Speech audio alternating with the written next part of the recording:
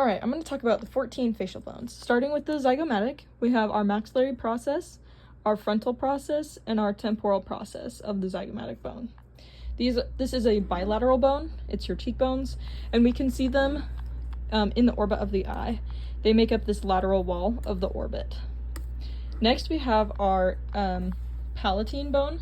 This one you can also see from the orbit of the eye. Just with these models, it's kind of difficult, so the best way to see them is from an inferior view.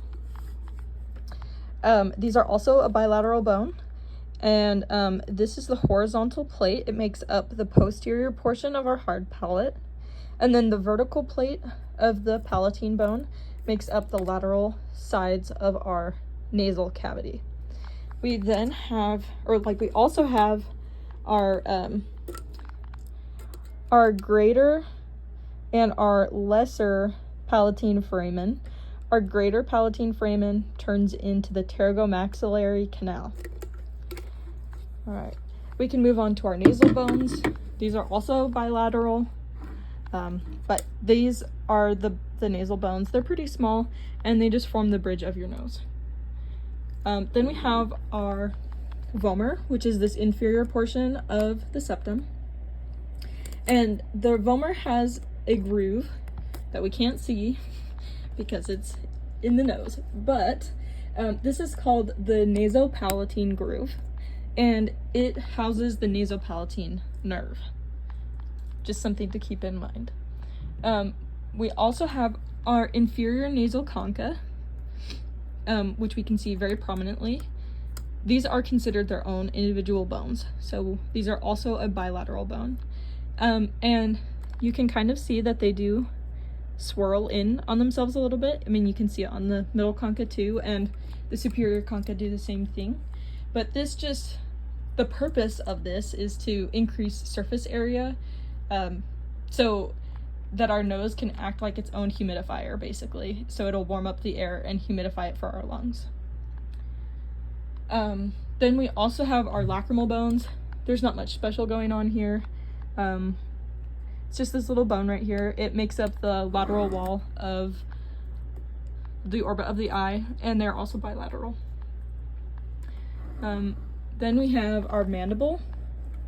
So we have the body of our mandible. Okay, sorry, I accidentally ended the video too early, so back to the mandible.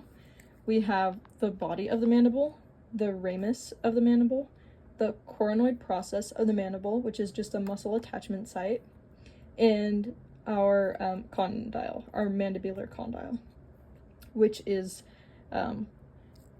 what the mandible, it's the joint. This makes up the TMJ. So the temporal mandibular joint, which is where the movement comes from.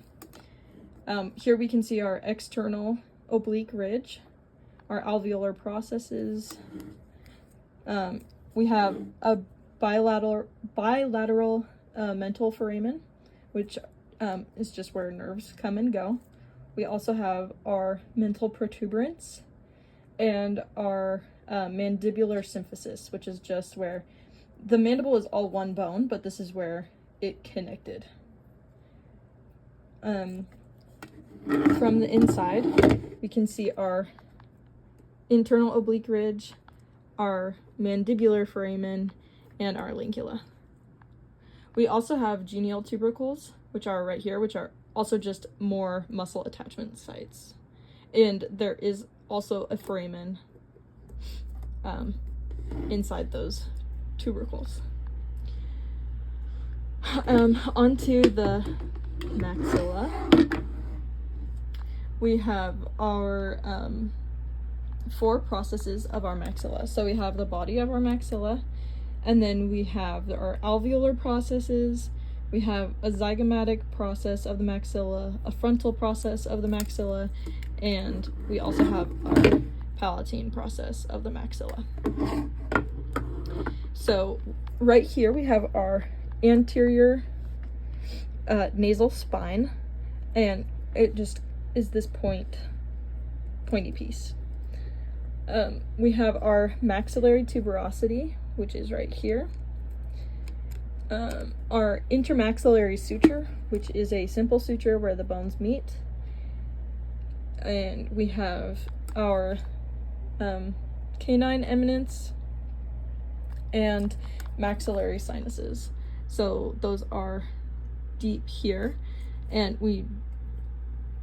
maxillary sinuses are important because in dental work we can puncture through the maxillary sinuses and cause infection, and it can be really bad. We also do have